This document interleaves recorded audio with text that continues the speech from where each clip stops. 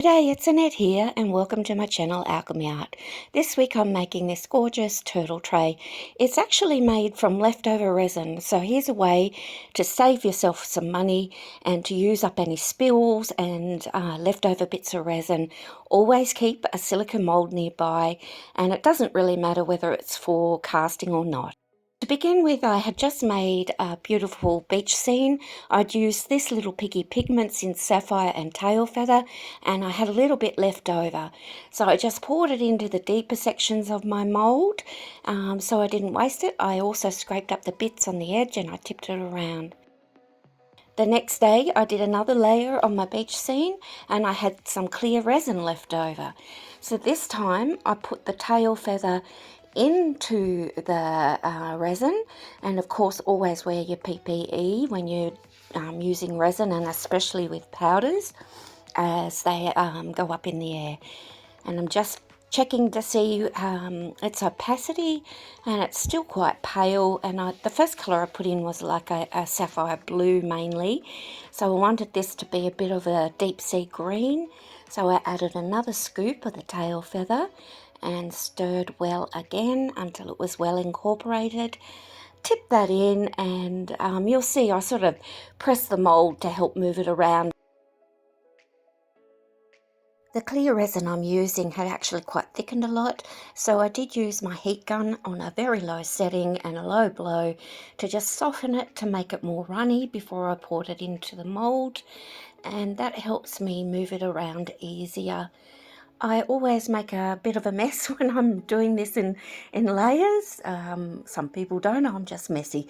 So the way I clean up after each time I've put a bit extra in is I use a baby wipe, and I spray the baby wipe with some isopropyl alcohol, and I wipe up any of my mess before I leave the mould to set and cure. And then I'll keep the turtle mould nearby for the next time that I have some leftover resin or resin mixed with colour that I can put in.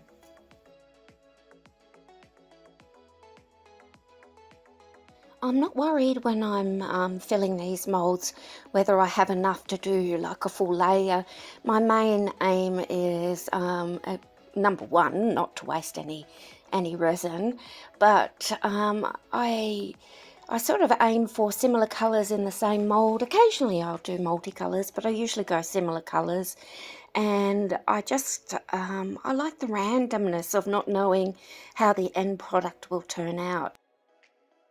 With the next layer, I actually forgot to press record, but I'm showing you what I've done.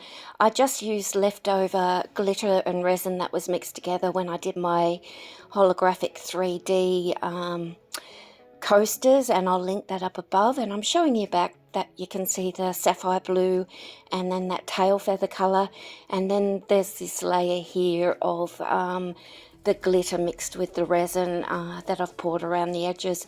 That layer is extremely thin, but I'm hoping it will sort of define a layer in the turtle shell.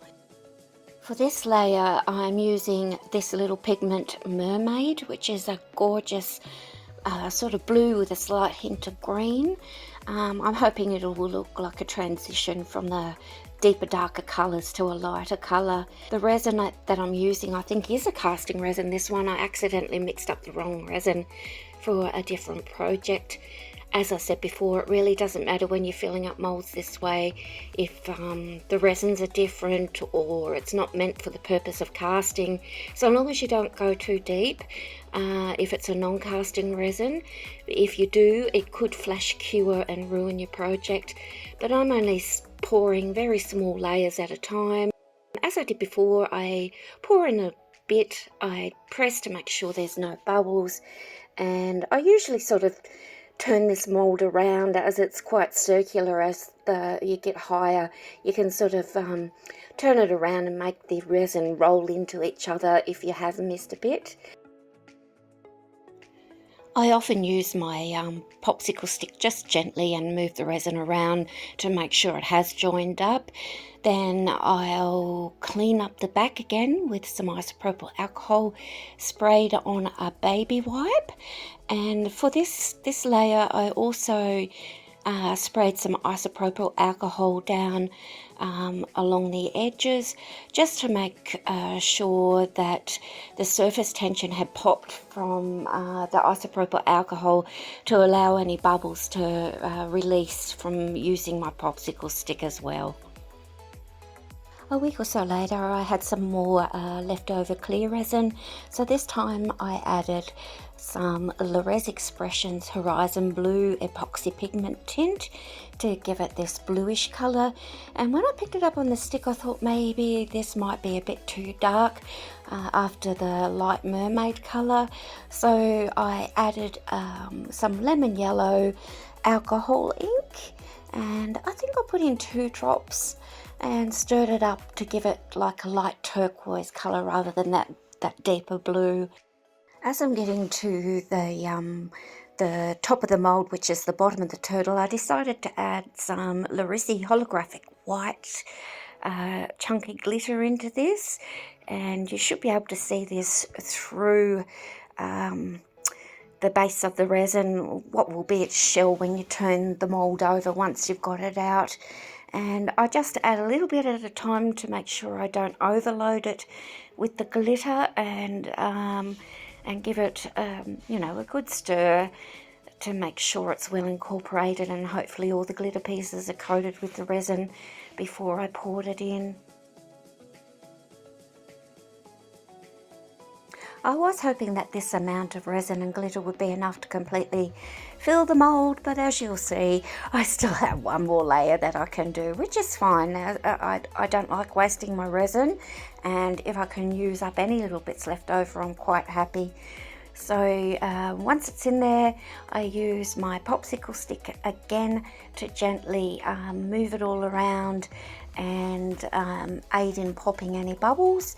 And you will see me this time, I do use my makeup micro brush, which is has like a very tiny little head on it, and I do go around the edges with that to also bring any of those little bubbles that might be attached to the edge up to the surface. I clean up my mould again with the isopropyl alcohol and the baby wipe, and put it aside to let that cure until I have some more resin on another day. While I'm using the micro brush, I also use my fingers. I can sort of see with this mould, like where bubbles might be trapped, it looks a little bit paler or whiter on the outside, and I just use my fingers as I'm going around and help push those bubbles up to the surface as well.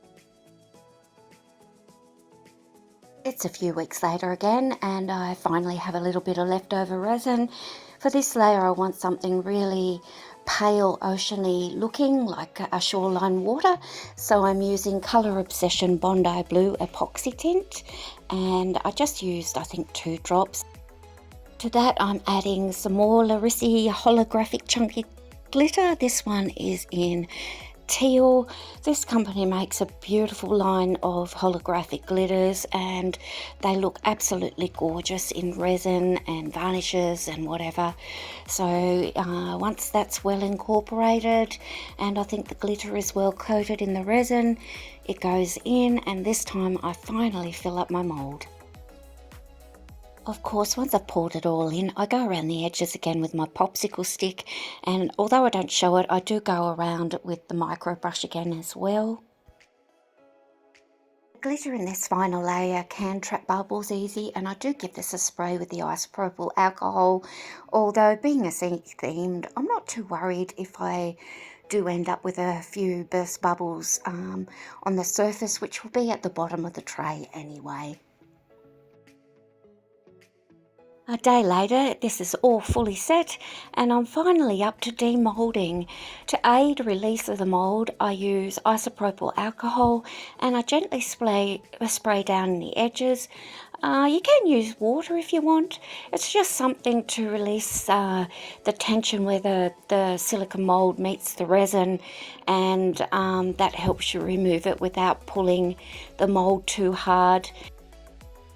I gently massage the edges of the mould down towards you know, the outer edge of it, pushing the isopropyl alcohol down and releasing the silicone off the resin. And once I'm happy with that, I gently peel it up and take out my finished piece. As I said, this wasn't a planned item. It was leftover resin that was already coloured, or resin that was clear that was left over and I coloured, just aimed for ocean themed colours. So I'm quite inquisitive how this turns out, and also quite excited as I really love this mould. It makes a gorgeous dish. I think it's about 14 by 13 centimetres. And here we go. I can see that I can see through it. Ta-da! Oh my gosh, this is so gorgeous. This is really, really pretty. And that thin line of glitter that I was telling you about that I forgot to record when I poured it in there, it's left a lovely definition there to aid the transition from the darker colours on the outer limbs and the head into the lighter colours. So here it is up a little bit closer, and you can see all that beautiful Larisi glitter, holographic glitter shimmering in the light. I'm really happy with how this turned out. What a gorgeous project to make from leftovers, so you don't need to waste any of your resin. You can reuse it this way, scrape up anything on your work surface if you have to. And I just want to say thank you for watching. Please leave me a comment. I will get back to you. Please like and share, and have a great day.